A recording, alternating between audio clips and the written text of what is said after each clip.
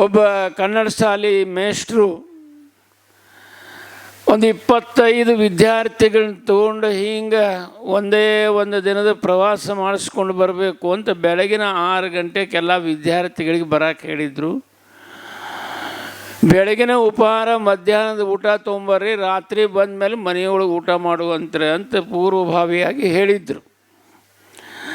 ಸರಿ ಆಯಿತು ಅಂತ ವಿದ್ಯಾರ್ಥಿಗಳು ಬಂದು 6 ಗಂಟೆಗೆ ಬಸ್ನೊಳಗೆ ಕುಳಿತರು. ಬಸ್ ಹೊಂಡಿತು. ಮೇಷ್ಟ್ರು ತಾಸಿಗೊಂದು ಐತಿಹಾಸಿಕ ಸ್ಥಳ, ಪೌರಾಣಿಕ ಸ್ಥಳ ಬಂದಂಗೆಲ್ಲ ಶಿಳ್ಳು ಹೊಡೆದು ಬಸ್ ನಿಲ್ಲಿಸಿ ಎಲ್ಲ ಹುಡುಗರಿಗೂ ಇಳಿ ಅಂತ ಹೇಳ್ತಿದ್ರು.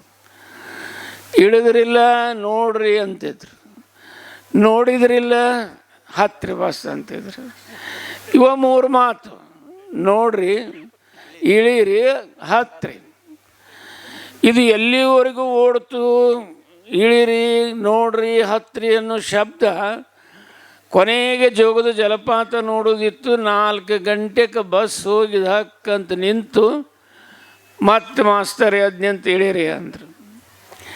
ನೋಡ್ರಿ ಅನ್ನಲಿಲ್ಲ, ಸ್ವತಃ ಅವರ ಮುಂದೆ ವರೆದು ಎಲ್ಲ ಹುಡುಗರನ್ನ ಹಿಂದೆ ಜೊತೆಗೆ ಕರ್ಕೊಂಡು ಇಡೀ ಜೋಗದ ಜಲಪಾತದ ಇತಿಹಾಸದ ಪರಿಚಯವನ್ನು ಅತ್ಯುತ್ತಮವಾಗಿ ಮಾಡಿದರು. 5 ಗಂಟೆ ಆಯಿತು. ಇಷ್ಟಾದರೂ ಕೂಡ ಮಾಸ್ತರಿಗೆ ಏನಾರ ಒಂದಿಷ್ಟು ಹೃದಯ, ಕನಿಕರ ಏನೂ ಇರಲಿಲ್ಲ. ಉಣ್ಣನ್ಲಿ, ತಿನ್ನನ್ಲಿ, ನೀರು ಕುಡಿಯನ್ಲಿ, ನಿದ್ರೆ ಮಾಡನ್ಲಿಲ್ಲ. ಬರೀ ಇಳೀರಿ, ನೋಡ್ರಿ, ಹತ್ತಿರಿ. 5 ಆದರೂ ಮತ್ತೆ ವಿದ್ಯಾರ್ಥಿಗಳನ್ನ ಕರೆದು ನಿಮ್ಮಂಗೆ ಎದುರಿಗೆ ಕೂಡಿಸ್ಕೊಂಡು ಮತ್ತೆ ಪ್ರಶ್ನೆ ಶುರು ಮಾಡಿದರು. ವಿದ್ಯಾರ್ಥಿಗಳೇ, ನಾನು 1 ತಾಸು ನಿಮಗೆ ಜೋಗದ ಜಲಪಾತದ ಇತಿಹಾಸವನ್ನು ಪರಿಚಯ ಮಾಡಿದ್ನಲ್ಲಪ್ಪ. ಹೌದ್ರಿ ಸರ್, ಅದ್ಭುತ ಮಾಡಿದ್ರಿ. ಅದು ಹೌದಾ? ಹಂಗಾದ್ರೆ ನಿಮಗೆ ಏನು ಅನ್ಸಾಕತ್ತೈತಿ? ಹುಡುಗರಿಗೆ ಹೊಟ್ಟೆ ಹಸ್ತೈತಿ, ತಿಂಡಿ ತಿಂದಿಲ್ಲ, ನೀರು ಕುಡಿದಿಲ್ಲ, ನಿದ್ರೆ ಮಾಡಿಲ್ಲ, ಊಟ ಮಾಡಿಲ್ಲ, ಕಂಗಾಲಾಗಿ ಹೋಗ್ಯಾರ ಹುಡುಗರು. ಅಂತಾದ್ರಾಗ ಮಾಸ್ತರ್ 5 ಗಂಟೆಗೆ ಪ್ರಶ್ನೆ ಎತ್ತಾನ, ನಿಮಗೇನು ಅನ್ಸಾಕತ್ತೈತಿ? ಅದ್ರಾಗ ಒಬ್ಬ ಜವಾರಿ ಹುಡುಗ ಇದ್ದ.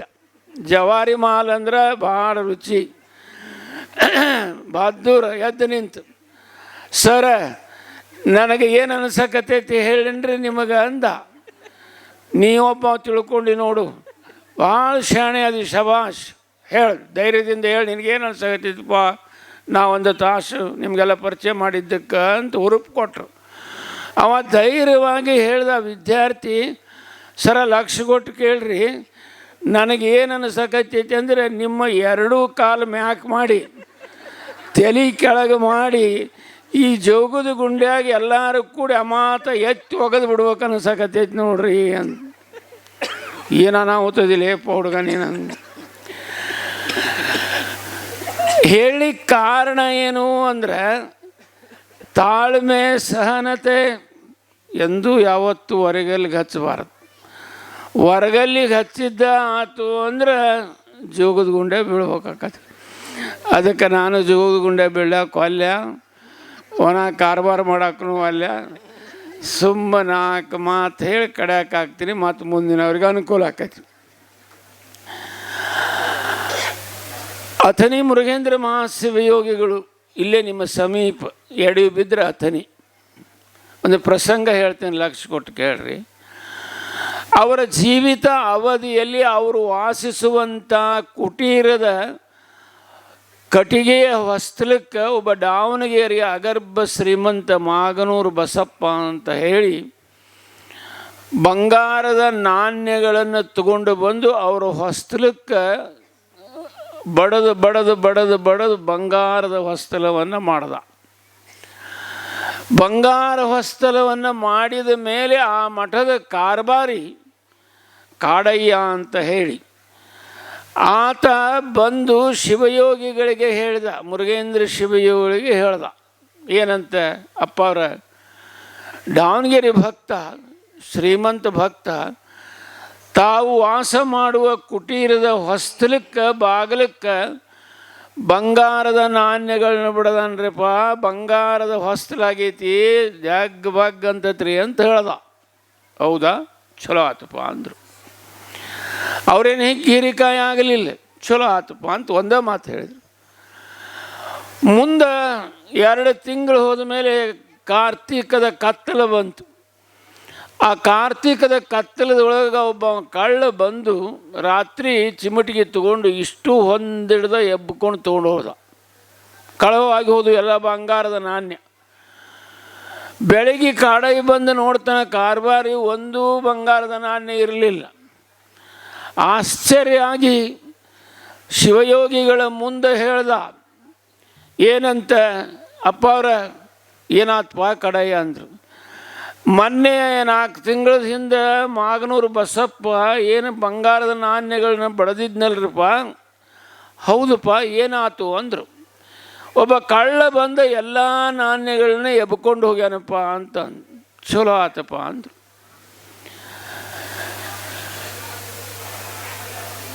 ಬಂದು ಬಡದಾಗನು ಚಲೋ ಆತಂದ್ರು. ಒಬ್ಬ ಕಳ್ಳ ಕಿತ್ತುಕೊಂಡು ಹೋಗ್ಯಾನ ಅಂದರು, ಚಲೋ ಆತು ಅಂದರು. ಮುಂದೆ ಕಾಡಾಯಿ ಹೊಂಟು ನಿಂತಾಗ ನಿಲ್ಲಿಸಿ ಮತ್ತೊಂದು ಮಾತು ಹೇಳಿದರು. ಏನಂತ, ಕಾಡಯ್ಯ ನೋಡಪ್ಪ, ಇದ್ದುಳ್ಳ ಶ್ರೀಮಂತ ತಂದು ಬಡದಿದ್ದ, ಇಲ್ಲದ ಬಡವ ಕಿತ್ಕೊಂಡು ಹೋಗ್ಯಾನ, ನೀ ಯಾಕೆ ಸ್ವರ್ಗಕತ್ತೀಯಪ್ಪ, ಆರಾಮಿರು. ಇದು ಈ ಸ್ಥಿತಿ ಏನನಿಸ್ತತಿ ಅಂತಂದ್ರೆ ಸ್ಥಿತಪ್ರಜ್ಞತ್ವವನ್ನು ಹೇಳಿಕೊಡ್ತದೆ. ಈ ಸ್ಥಿತಪ್ರಜ್ಞತ್ವ ಎಲ್ಲರಿಗೂ ಬರೋದು ಭಾಳಷ್ಟು ಕಷ್ಟ. ಅದು ಕೊನೆಯ ಹಂತಕ್ಕೆ ಬರುವಂಥದ್ದು ಸ್ಥಿತಪ್ರಜ್ಞತ್ವ ಲಕ್ಷಣ. ಎಲ್ಲರಿಗೂ ಬರುವುದಿಲ್ಲ. ಅದು ಸಾಧನೆಯನ್ನು ಮಾಡಿ ನಿರ್ಲಿಪ್ತ ಸ್ಥಿತಿಯನ್ನು ಹೊಂದಿದಾಗ ಅಂಥ ಅದ್ಭುತ ಶಕ್ತಿ ಬರ್ತದೆ. ಅಂಥ ನಿರ್ಲಿಪ್ತ ಸ್ಥಿತಿ ಅರ್ಥಾತ್ ಸ್ಥಿತಪ್ರಜ್ಞತ್ವ ಬಂದಿದ್ದರೆ ಯಾರಿಗಾದರೂ ಶಿವಯೋಗಿಗಳ ನಂತರ ಅದು ನಮ್ಮ ಲಿಂಗೈಕ್ಯ ಡಾಕ್ಟರ್ ಗುರುಮಹಂತ ವಿಜಯ ಮಹಂತ ಮಹಾಸ್ವಾಮಿಗಳವರಿಗೆ ಹಾಗೂ ಸಂಗನ ಬಸವ ಮಹಾಸ್ವಾಮಿಗಳಿಗೆ ಅಂತ ಅನ್ನೋದನ್ನು ಇವತ್ತು ನಾವು ಯಾರೂ ಮರೆಯಬಾರ್ದು. ಅಂಥ ಸ್ಥಿತಪ್ರಜ್ಞತ್ವ ಪೂಜ್ಯ ಮಹಾಂತ ಶಿವಯೋಗಿಗಳಿಗಿತ್ತು.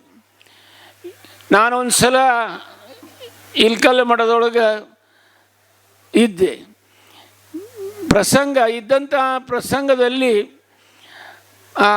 ಮುದಗಲ್ಲ ಮಹಾಂತ ದೇವರು ಅಂತ ಅವರ ಸೇವೆಯೊಳಗೆ ಇದ್ದವರು ಯಾರೋ ಒಬ್ಬರು ಮಹಾಂತ ಶಿವಗಳಿಗೆ 1,00,000 ರೂಪಾಯಿ ತಂದು ಕಾಣಿಕೆಯನ್ನು ಕೊಟ್ಟರು.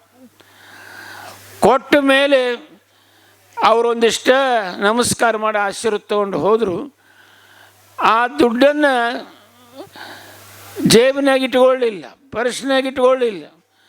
ಆ 1,00,000 ಪಾಕಿಟ್ ತಗೊಂಡು ಆ ಮುದಗಲ್ಲ ಮಹಾಂತ ದೇವರನ್ನು ಕರೆದು, ನೀವು ಮಠ ಕಟ್ಸಕತ್ತೀರಿ, ಈ 1,00,000 ರೂಪಾಯಿ ನೀವು ತೊಗೊಂಡು ಬಿಡ್ರಿ ಅಂತ ಅವ್ರ ಕಡೆ ಸರಿಸಿಬಿಟ್ರು. ಇಂಥ ಅತ್ಯದ್ಭುತವಾಗಿರುವಂಥ ಸ್ಥಿತಪ್ರಜ್ಞತ್ವ ಅವ್ರಿಗೆ ಇತ್ತು. ಒಬ್ಬ ಕವಿ ಒಂದು ಮಾತು ಹೇಳ್ತಾನೆ, ಸುಖ ದುಃಖ ಸಮಾಹ ಶತ್ರುಬಂಧು ವರ್ಗ ಸಮಸ್ತತಃ ಸಮಲೋಷ್ಟ ಸುವರ್ಣೋಯಿ ಜೀವೇ ಅಪಿ ಮರಣೆ ಸಮಃ.